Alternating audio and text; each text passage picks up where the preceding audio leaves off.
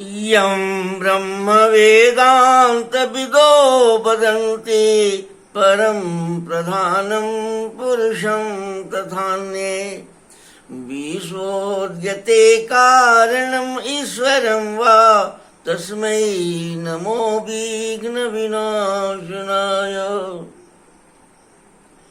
हे गणपति देवता, आप जगत के संचालक प्रबंधक हैं, आप देवताओं में अग्रगण्य हैं, आप सतत विवेक हैं, हमारे अंदर वर्तमान हैं, आप विवेक के रूप में वर्तमान हैं, जगत में भी विवेक के रूप में वर्तमान हैं, आप कण कण में व्याप्त हैं। आपकी कृपा के बिना कुछ नहीं होने वाला है। मनुष्य के परिष्कार में, मनुष्य के विकास में, ह्रास से विकसित होने की जो क्रिया है उनमें आपकी कृपा की आवश्यकता है। कृपा करके आप थोड़ी सी मनुष्य के भीतर अपने विवेक को जागृत करने के लिए प्रेरित करें, ताकि मनुष्य स्वास्थ्य की रक्षा और रोगी मनुष्यों को रोग मुक्त करने की जो वादा किया था जंगली जीवन से शब्द जीवन में प्रवेश करने के वक्त, उसे भूलकर आज संपूर्ण प्रजाति जो भारतवर्ष की है, मनुष्य की प्रजाति जो है, वो बीमारी की ओर बढ़ रहा है और उसका चेतन बुद्धि, चेतन चित्त, अहंकार, विवेक और आत्मा तक की प्रसन्नता नहीं है और कोई कार्य नहीं देखे जाते हैं। इन सब इतने छूट गया है बनावट में। ऐसी स्थिति में आपके बिना ये कैसे हो सकता है? आप थोड़ा सा प्रेरणा दीजिए। मनुष्य स्वतः जब फंस जाता है तो फंसा हुआ आदमी निकालने से निकलता है। अपने से बहुत कम ऐसा उदाहरण है कि फंसा हुआ आदमी अपने से निकलता हो, क्योंकि फंसाने वाला अगर अपने भीतर ही हो तो कैसे निकलेगा वो। इसलिए कृपा करके आप थोड़ा सा वो से काम, क्रोध, लोभ, मद मोह के से थोड़ा सा ऊपर उठाइए और उसका नियंत्रित व्यवहार करने के लिए उसे प्रेरित करें, ताकि सृष्टि की रचना भी चलती रहे, सारा व्यवस्था भी, माया का सारा व्यवस्था भी चलती रहे और मनुष्य अपने को स्वस्थता को प्राप्त करने की ओर गतिशील हो जाए, सभी रोग मुक्त हो जाएं, सभी सुखी हो जाएं। इस प्रार्थना को आप स्वीकार करें।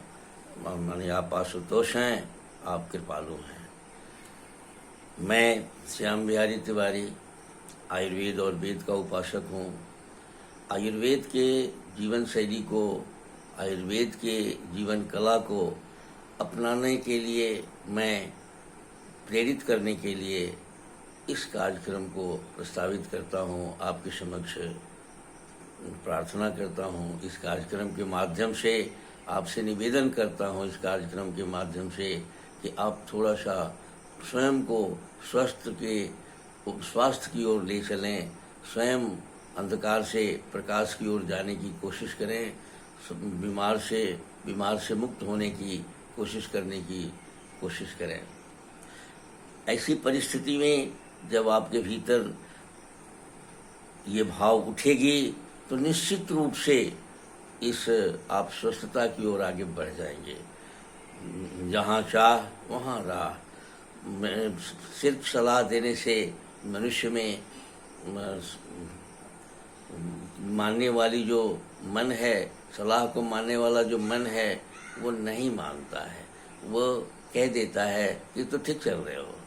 ऐसी परिस्थिति में जब आपके भीतर आप अपने मन को कहेंगे कि तू स्वस्थ होने के लिए कोशिश करो, तो मन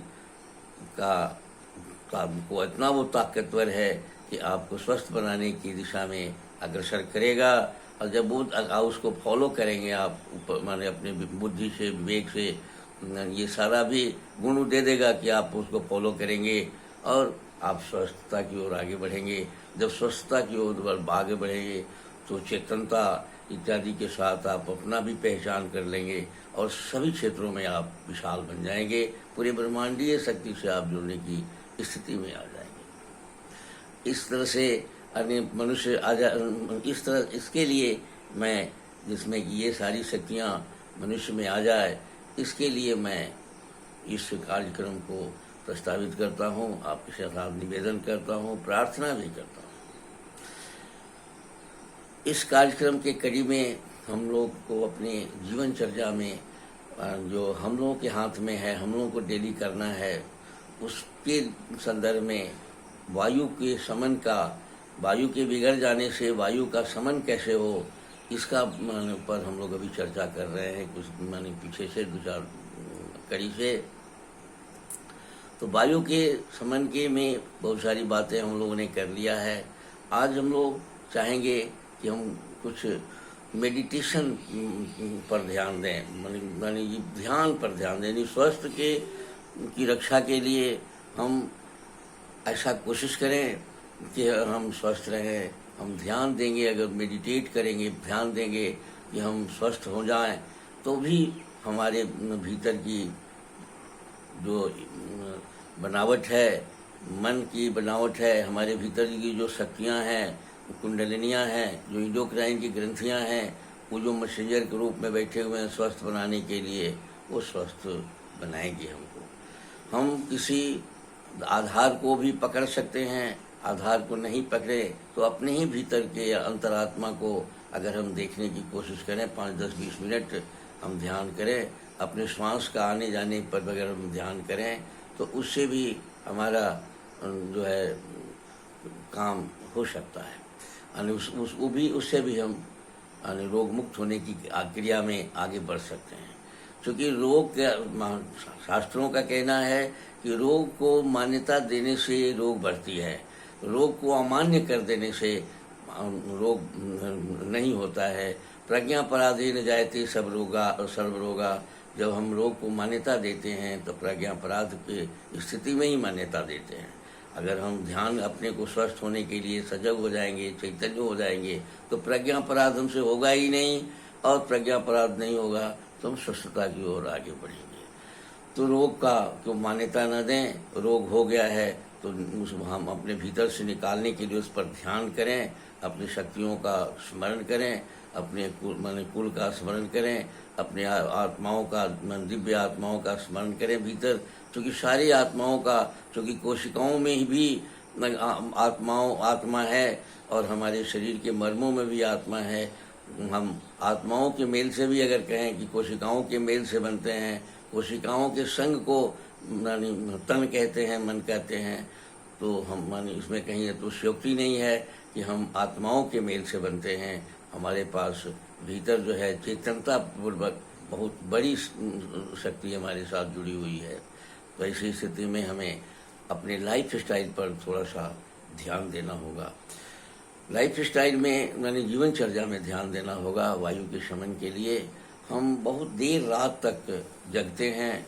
ऐसा कुछ परंपरा देखने के लिए मिल रही है कि हम अर्ली नहीं सोते हैं, जल्दी सोते नहीं हैं, जल्दी उठते नहीं हैं। ये जल्दी नहीं सोना और जल्दी नहीं उठना, यह भी वायु को बढ़ाता है।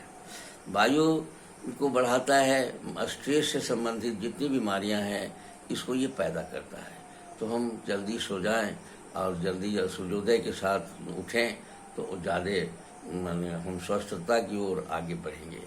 दूसरा कि अभी आधुनिक चिकित्सा विज्ञान भी जिस बात को कहता है कि आप सूरज की रोशनी थोड़ा सा अपने में लगाइए 10-20 मिनट, जिससे कि आपको विटामिन इत्यादि मिले, आपका शरीर स्वस्थ हो जाए।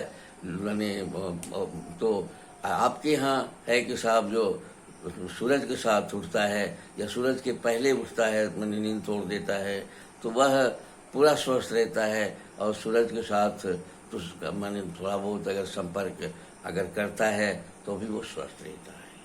थोड़ी सी हल्की व्यायाम, बहुत सारे लोग बहुत व्यायाम करते हैं, जिम में जाते हैं, ये सारी बातें करते हैं, लेकिन बहुत पहलवान होने की कोशिश करते हैं, लेकिन उस व्यायाम को लगातार कंटिन्यूअस नहीं कर पाते हैं, जिसके चलते फिर उनको परेशानियां होती हैं। क्योंकि जो शरीर को जैसे हम एडजस्ट करेंगे, जैसे हम इसको बनाएंगे, वैसे ही बन जाता है। हमारा जो व्यायाम का थोड़ा सा जो है, माइल्ड व्यायाम करें शरीर के लिए, बाकी शारीरिक श्रम करें, लेकिन शारीरिक श्रम में ही शरीर को बहुत स्ट्रेस देने वाला अगर करेंगे तो हमारा वायु बिगड़ेगा, सारी व्यवस्था होगी। हम स्नान करने के मामले में भी हम ऐसा है कि बहुत स्नान हम न करेंगे, सामान्य स्नान करें, देह साफ रखने की कोशिश करें, और हम बहुत सारा मनन चिंतन के चिंतन में तो रहें, लेकिन चिंता से बचने की कोशिश करें। खान पान में हम ऐसा पदार्थ न खाएं जो हमारे पचाने से की क्षमता से अधिक हो जाए। प्रत्येक व्यक्ति को ये पता है कि हम क्या खाएंगे तो हमारे शरीर में वो पचेगा कि नहीं पचेगा, इस बात पर भी हमको नज़र रखनी है। तो वायु का शमन आसानी से हो जाएगा, क्योंकि वायु और पित्त दोनों, एक बड़ी आंत में वायु भी करता है और छोटी आंत में पित्त भी करता है, तो बात पित्त दोनों का ही शमन रहेगा। आगे हम पित्त का शमन के रूप में बताएंगे, और ये वायु का शमन की बात है। और थोड़ी सी खट्टा, नमकीन और थोड़ा सा मिठास लिए हुए भोजन अगर हम करेंगे तो भी हमारा वायु का शमन होता रहेगा। हम तेल का अभ्यंग भी करेंगे सुबह में, और तेलाभ्यंग करके तेल लगाकर भी, मालिश इत्यादि करके भी अगर स्नान करेंगे तो उससे भी ऊर्जा की संचार होगी।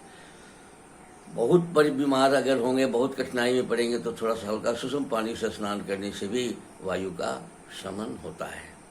ऐसे में आज का यह कार्यक्रम आपको समर्पित करता हूँ, और इसी मन आपसे निवेदन करता हूँ कि आप सिर्फ चैतन्य बनिए, स्वस्थ के होने के लिए संकल्प लीजिए, आसपास के लोगों को भी जगाइए।